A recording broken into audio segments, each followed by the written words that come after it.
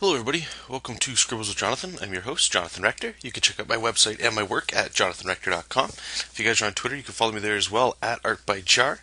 And today's show, a quick little episode here, hopefully. I'm going to tackle somebody, they sent in a question, a comment, one of the videos about shading.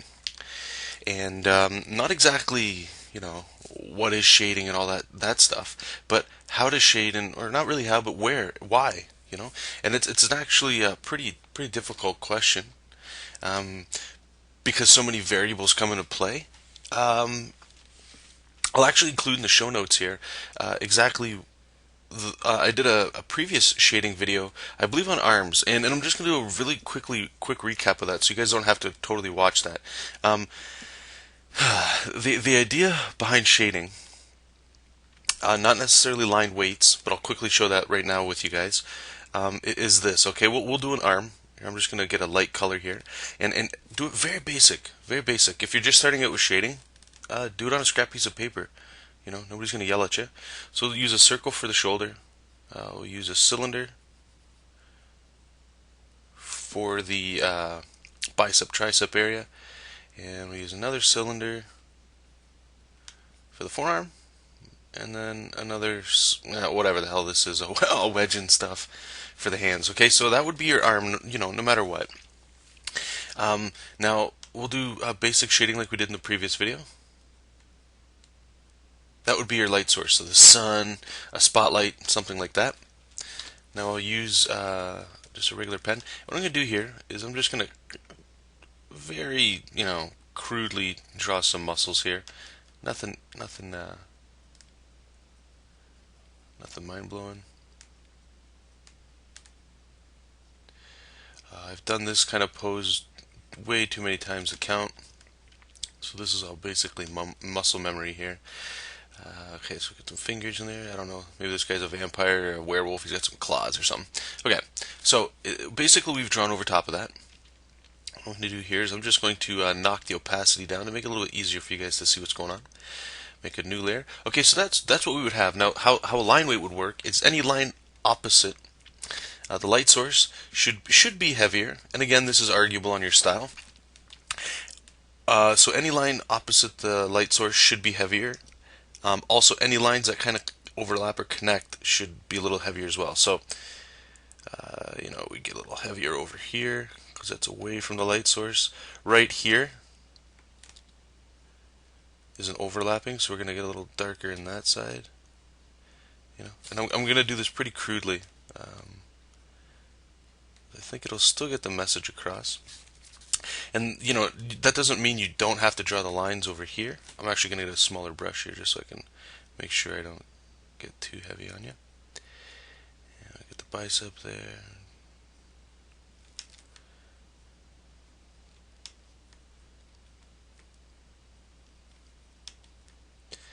And essentially that's pretty much it. That would be the rough form. And as you can see with just line weights, it's kind of doing the shadow for you, if you can think of it in that way.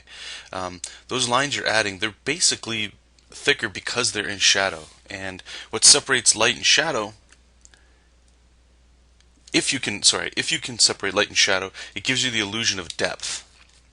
It gives you the illusion that this is actually a round object, that this actually has weight in space. Okay, so if we take that, and all we're going to do next is we're just going to add some shadow. We're going to say it's some heavier shadow here. Actually, let me just zoom in a little bit more here so I don't get such a jaggy line.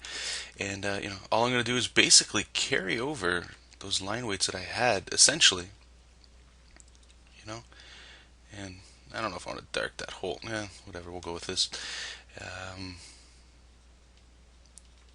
And actually, I'm going to show you something here, and I apologize if a lot of this has already been done in the previous video, but a lot of these kinds of topics, they can be rebrought back up with different points that maybe I wasn't making in the other videos I was doing. I'll put a little shadow there. I'll get a little connection point there. Connection point there. So if I zoom out, as you can see, all I've done really, whoops, is okay. That's what we had, and then I just kind of thickened up where those line weights were, and that's one of the powers of doing line weights. It enables you to actually see it immediately. And what did we have? We had this before. It was just the lines. So it's pretty simple when you're doing that kind of thing. Now what gets really crazy is okay, we'll do a leg. We'll do a leg together here, and we'll try to render that out. Just grab blue. We'll work in colors here, just so you can see.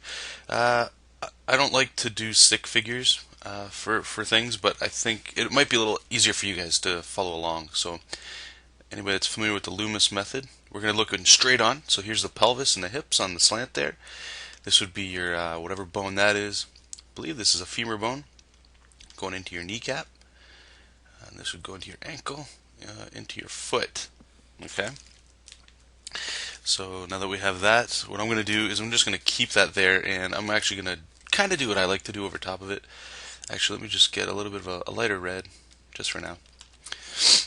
And all I'm doing here is kind of roughing in where the kneecap would be, and the muscles. I'll just get it in there. There's a muscle that goes there, muscle goes here, muscle goes here, muscle, muscle, muscle, muscle, muscle. Tons of muscles. Who cares about the foot for now? Okay, now what I'm going to do next is I'm just going to get a darker red and just draw the actual anatomy over top here. Just zoom in here. Alright, I like to start off with like the bones or things that are always going to be getting affected. Attachment points, if you want to call them that. Whoops. So the bone hardly ever moves. If it moves, we got a problem. So I just do a real quick disc shape there. And I'm actually going to go in here and I'm actually going to draw in all the muscles. Not every single one, but the ones that usually matter. You see this in a lot of superhero ones. So there's this big fat muscle there. And then there's like this teardrop shape that comes over here. There's like a tendon, I think, that goes that way. And then this muscle kind of like looks like this. It stacks on there sideways like that. So there's another muscle that kind of comes up here. I got some other muscles, and your butt muscle would stick out over there. And then here's like a really cool area on the leg. It's like the inside of the thigh. And it's got all sorts of cool tendons and stuff in there. And then this muscle actually wraps around, kind of goes into the bone. And then we'll get the calf muscle going again. There's the ankle for your point that doesn't move. And then the inside, it's actually got like 2 stacks of muscles, and then the foot, who cares for now. Okay, so now that we have all that, what I'm going to do is I'm just going to let me group all this stuff here, make it a little easier for you guys. Okay, so I'm going to lower the opacity on that, and on a new layer, what we're going to do here is, actually I'm going to use just a flat 3 pixel brush. Actually, let's make it a little bit bigger. And I'm going to just pick out those the lines that I want. You know, we'll say the light source is regular light source, nothing fancy. I'll get the anatomy in here.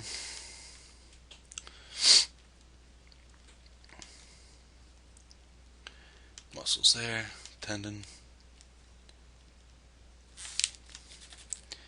ankle.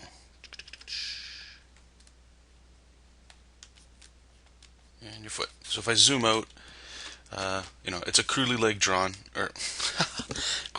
leg, but all the anatomy's there. You know, if I turn it off, there you go. It looks like a very boring leg, no problem. Make a new layer, and what we'll do here is we'll spice it up. We'll say the light source is coming directly from above. Okay. So if you make a new layer on top of that, I'm just going to grab my brush here, and remember what we said. Any of these lines that's opposite the light needs to be darker. Okay, but this is where kind of the problem comes in.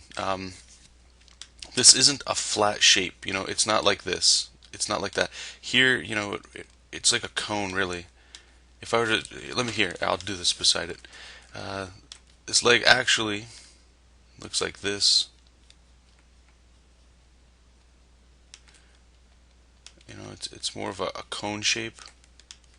So knowing that it's a cone, you know, there's things that wrap, and that really plays a part with the lighting, how the lighting falls on an object when it's you know, actually in perspective, as opposed to just, you know, drawing what you want.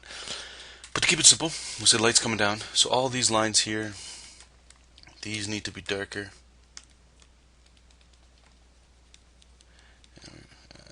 Just keep it a little crude. Darken that up. All in here would be darker because the light's not hitting it. Light's not hitting it. Light's not hitting it. And these line weights that I'm tossing on here, they're actually pretty bold. I don't think you need to go this crazy because I'm basically shading right now anyway. Let me turn all that off underneath. Connection point here, in there might be a little shady. And essentially that's basically it with the line weights, and it looks pretty crude. But yeah, like you could just add the shadow from there. So if I was to darken that up there, this muscle would probably have a little bit darkness to it. Here there's a lot of tendons kind of coming in and out. The kneecap kind of adds a little bit of a cast shadow down underneath. And a lot of the stuff I'm doing right now I can realize is probably going to be a little bit, I don't want to say advanced, but if you haven't done this in a while, if you're just learning, a lot of what I'm talking about is probably going to be a little overwhelming. And it probably doesn't help. Everything's drawn very, very crudely. Right. And actually what usually helps something like this is if you actually start, there you go, that's good, knocking out some of those lines that you previously had, because you don't need it with the light kind of coming in. Your eye will actually make it for you. You don't need any of this in here. So those lines you didn't necessarily need. Now, very quickly, let me just see what time we're at here.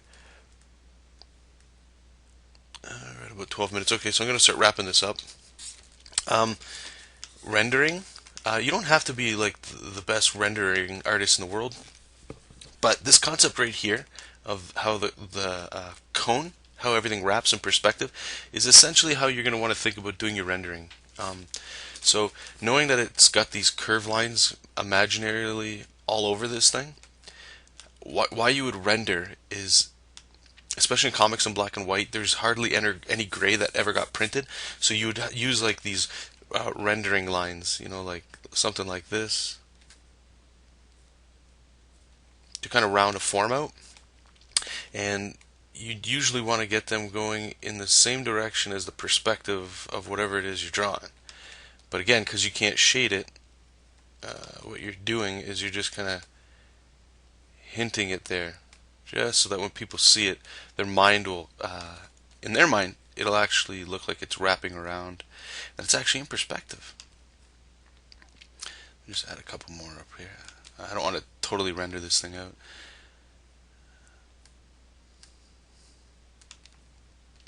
And I like to just throw a couple things there, but if I zoom out, I mean, you can kind of see it. I apologize that it's pretty roughly drawn.